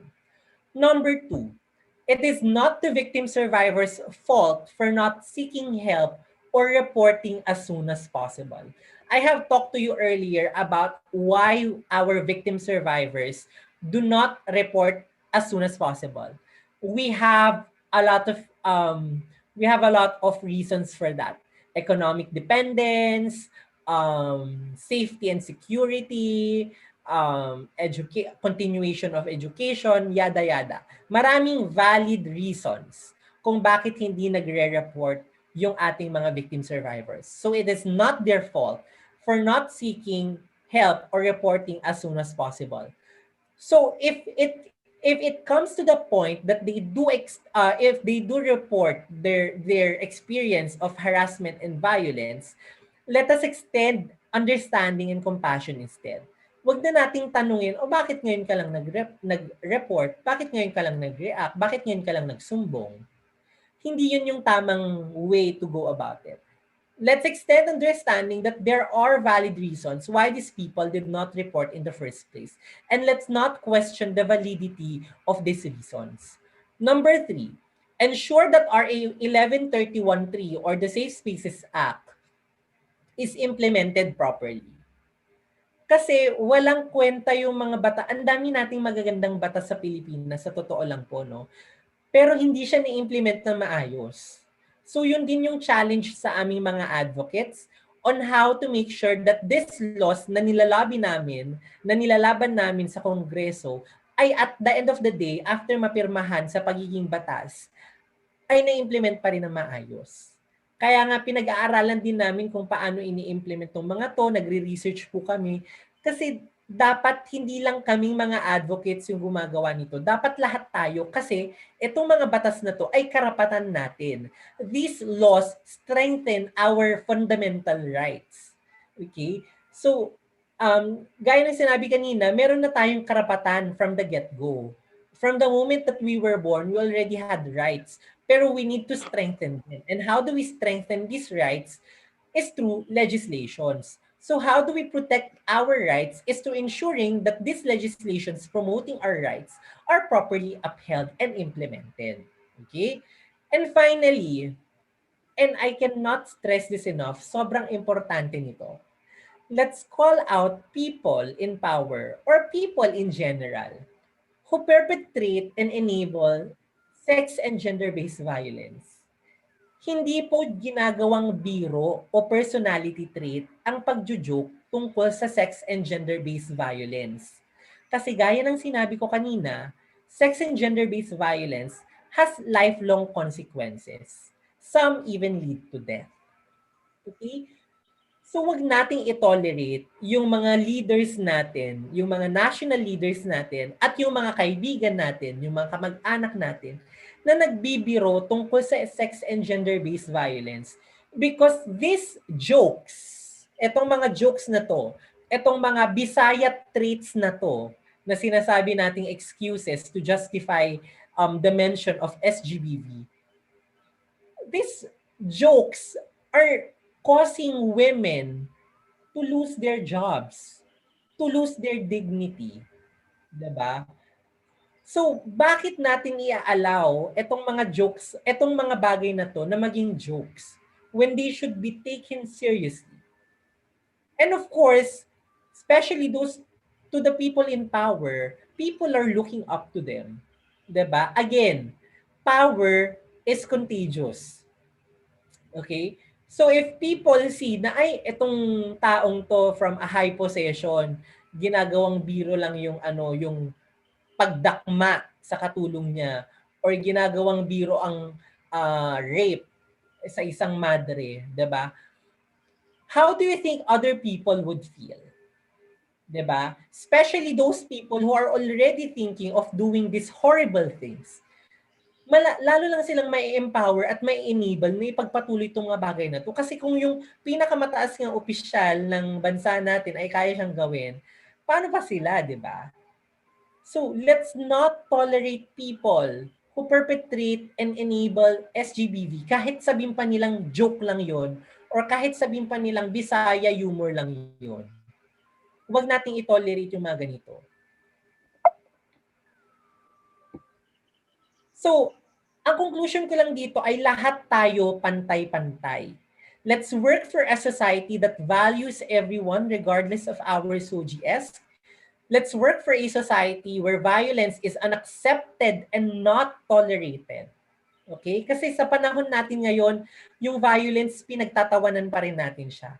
Yung violence, tinotolerate pa rin natin siya. Yung violence, napapanood lang natin siya sa TV at wala tayong ginagawang diskusyon para iproseso yung karahasan na yon. It needs to stop.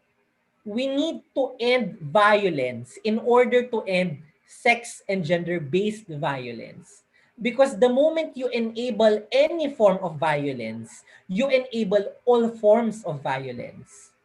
So let's work for a society where violence is unaccepted and not tolerated. And finally, let's work for a society where there is equality. Kasi where there is equality, there is mutual respect for everyone, and there is a mutual respect for the rights that everyone possesses. So ayun lang naman po, maraming salamat sa inyong pakikinig sa aking discussion this morning. So for future engagements, please refer to the information here. Maraming salamat po. Thank you po. Ayan, so medyo inabot na tayo ng tanghalian. So pasensya na po.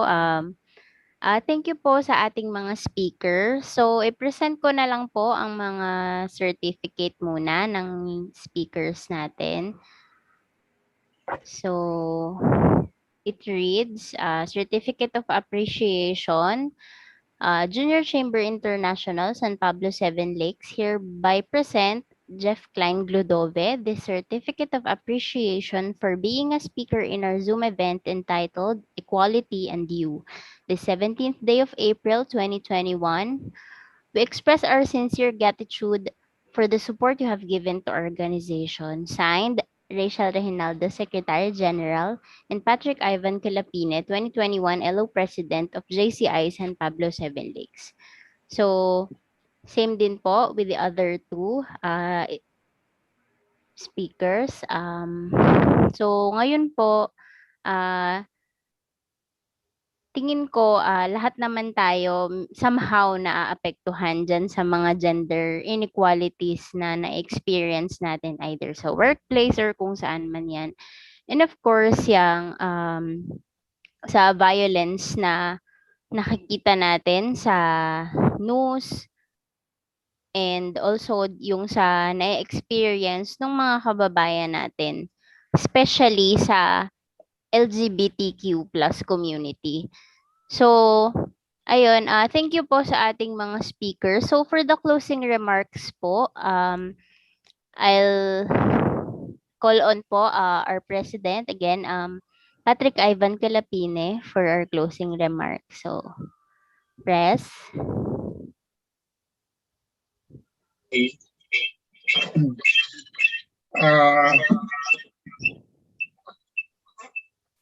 Thank you sa lahat na nag-attend. Congrats kay Project Chair Secretary Rachel Reynaldo, our LO Secretary. To our speakers, Rapi Aquino, Jeff Klein Godobe, Amber Kiban. Thank you for sharing your precious time with us. In behalf of my chapter, JCI San Pablo Seven Lakes, we would like to thank you for enlightening us more with gender equality. Hope we can be of help with your advocacies. Thank you and God bless us all. Ayan. So, thank you, Press PI. So, ngayon po, request po sana ako mag ano po tayo, camera on, just for a quick photo ops po.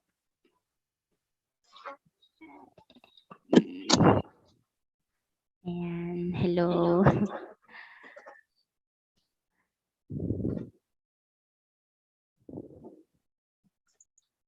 Wait lang natin. Ayan. Okay. Okay. So, 1, 2, 3. Ayan. Ayun. So, thank you po. For our speakers po, we'll be sending po our token of appreciation na kuha na naman po ni Annie yung mga details nyo. Also, thank you, Annie, sa paghahanap ng ating mga speakers na talaga namang nag-spend ng time with us this morning. So, thank you very much po sa inyong lahat. Sana po mapalawak pa natin yung pagpapakalat ng word for gender equality. So, tulungan po tayo dyan. That's what JCI stands for. So, service to humanity is the best work of life. So, thank you very much po sa ating lahat. Good morning. Thank you po sa inyo. Ingat. See you soon again. Thank you po. Thank you.